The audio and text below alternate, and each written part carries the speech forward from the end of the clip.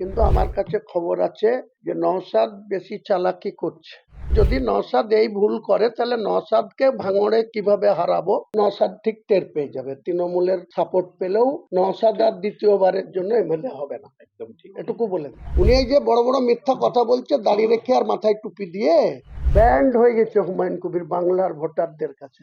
আমি করছি না, নওশাদ করছে, গোপনে কার কার সাথে মিটিং করছে সব খবর হুমায়ুন কবিরের কাছে আছে। সময় আসলে ওপেন করে দেবো। যে লোকটা নবী সাহেবের সুন্নত রেখেছে মুখে, রাজনীতির বিধায়ক হয়েছে, দলের চেয়ারম্যান হয়েছে, যে রাত্রি 12টা থেকে 2:30 পর্যন্ত আমার সাথে মিটিং করে তারপরে যে বলে যে আমার সাথে কোনো কথা হয়নি, সে আবার রাজনীতির নেতা কিসের? এই ধরনের দ্বিচারিতা মমতা ব্যানার্জি করতে পারে, নওশাদ করতে পারে, হুমায়ুন কবির কোনোদিন করবে না। টিএমসির কাছে দর বাড়াচ্ছে। উনি ওই দিন দেখা করেনি, আমার কোনো দুঃখ হয়নি, আমি তো দেখা করার জন্য যাইনি। আমি ওখানে বাড়ির পাশে ইব্রাহিম সিদ্দিকের কাছে গেছি, তাই সৌজন্য বাড়িতে গেছি, হয়নি কিছু। না, যদি নওশাদ যদি আমাকে কোথাও ডাকে চলে যাব, আমার কোনো ইগো নাই, কাউকে আহ্বান জানাবো না। ও কি সিয়ানাগিরি পেয়েছে? ও বিরাট বড় খেলোয়াড় হয়ে গেছে, বিরাট বড় খেলোয়াড় একদম। আমার তো কোনো ব্যাপার না, হয় ছক্কা মারবো আর না হয় বোল্ড হয়ে। কাউকে আহ্বান জানাবো না।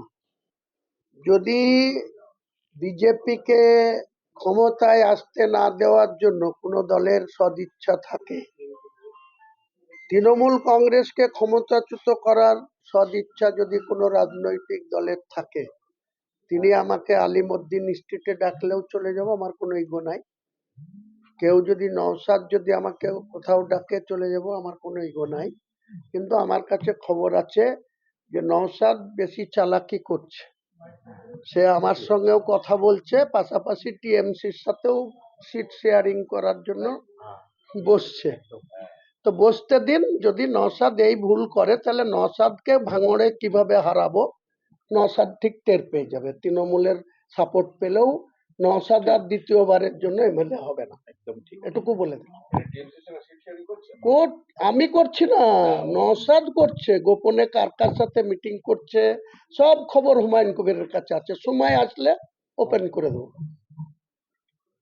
আর কটা এক তারিখ আসতে কতদিন?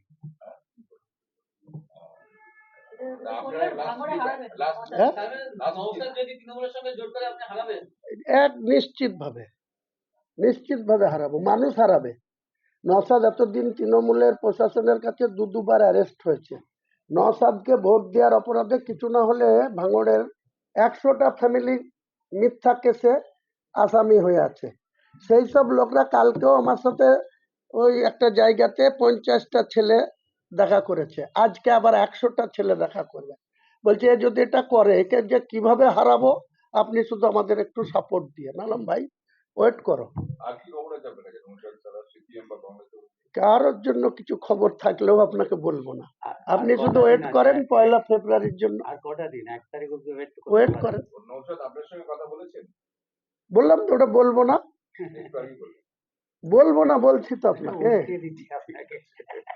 কথা বলেছে কিনা, ও তো দাড়ি রেখেছে, আমি দাড়ি রাখিনি, টুপি মাথায় দিয়ে রাখে। একবার জিজ্ঞেস করেন না যে তুমি হক কথা বলো। কিসের ভয়? যে লোকটা নবী সাহেবের সুন্নত রেখেছে মুখে, রাজনীতির বিধায়ক হয়েছে, দলের চেয়ারম্যান হয়েছে, যে রাত্রি 12টা থেকে 2:30 পর্যন্ত আমার সাথে মিটিং করে তারপরে যে বলে যে আমার সাথে কোনো কথা হয়নি, সে আবার রাজনীতির নেতা কিসের?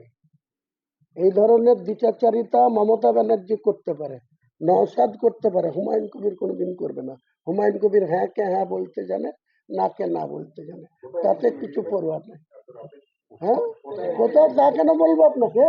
ওকে জিজ্ঞেস করেন না যে হুমায়ুন কবির বলছে রাত্রি 12টা থেকে 2:30 পর্যন্ত হুমায়ুন কবিরের সঙ্গে কোথায় ছিল, জিজ্ঞেস করেন না। যদি সৎ সাহস থেকে বলবে, আর যদি না বলে, যদি বলে হয়নি, তখন প্রুফ আনবো সামনে, কোন গেট দিয়ে ঢুকেছে, কতক্ষণ থেকেছে, কোন লিফট দিয়ে নেমে গেছে, সব আছে, দিয়ে দেবো।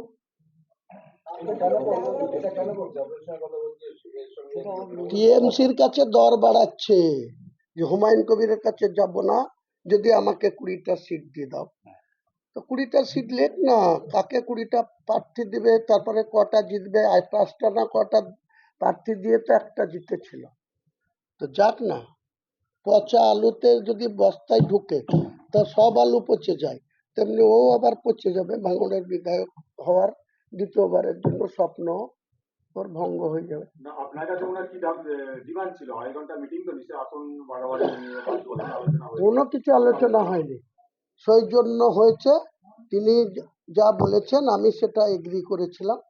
তারপরে তিনি যে নাটকবাজি করছেন, তিনি যে বড় বড় কথা বলছেন, কিছু সাংবাদিক বন্ধুকে উনি ওই দিন দেখা করেনি, আমার কোনো দুঃখও হয়নি, আমি তো দেখা করার জন্য যাইনি। আমি ওইখানে বাড়ির পাশে ইব্রাহিম সিদ্দিকের কাছে গেছি, তাই সেই জন্য বাড়িতে গেছি, হয়নি কিছু না।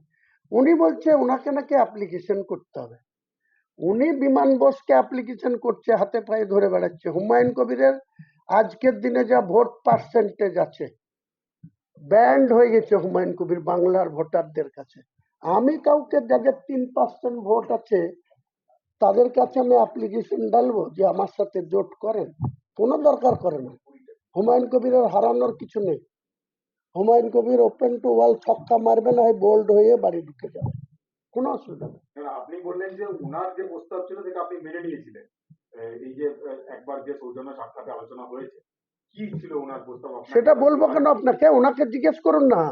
উনি এই যে বড় বড় মিথ্যা কথা বলছে দাড়ি রেখে আর মাথায় টুপি দিয়ে, যে ওনার সাথে কোনো কথাই হয়নি, উনি কেন বলছেন এই করছেন। তো উনি কি করতে সেখানে 2.5 ঘন্টা ছিল? সাক্ষী রেখে দিয়েছি কে ছিল। হ্যাঁ, ডেটও বলবো না, প্লেসও বলবো না।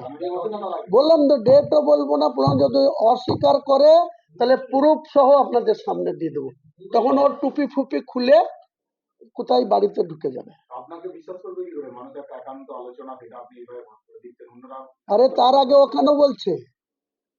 ও কেন বলছে? জোট হবে না, দাবা ও কেন বলছে? আমার সঙ্গে একরকম কথা বলে আসছে, তারপরে কোন তন্ময় ঘোষ না কোন ঘোষের সাথে কোথায় রাতের অন্ধকারে যেয়ে চুক্তি করছে। ও কি সিয়ানাগিরি পেয়েছে? ও বিরাট বড় খেলোয়াড় হয়ে গেছে, বিরাট বড় খেলোয়াড় একদম। আমার তো কোনো ব্যাপার না, হয় ছক্কা মারবো আর না হয় বোল্ড হয়ে বাড়িতে ঢুকে যাবো। কারো তেল মারতে যাওয়ার পার্টি হুমায়ুন কবির না। আর হুমায়ুন কবির ডবল সিটে কন্টেস্ট করবে, ডবল সিটেই 50,000-এর মার্জিন রেখে জিতবে, দেখে নেবেন কাউন্টিং এর দিন। কোনো শক্তি নাই যে হুমায়ুন কবিরকে ভোট থেকে হারায়। ও শুভেন্দুরও নাই, মমতারও নাই, অভিষেকেরও নাই। পাল্লা শুকনা। বেলডাঙ্গাতে তো প্রায় 42% হিন্দু ভোটার আছে, 58% মুসলিম ভোটার। তাহলে সেখানে হিন্দু হিন্দু করছে, শুভেন্দু যাক। ঠিক আছে।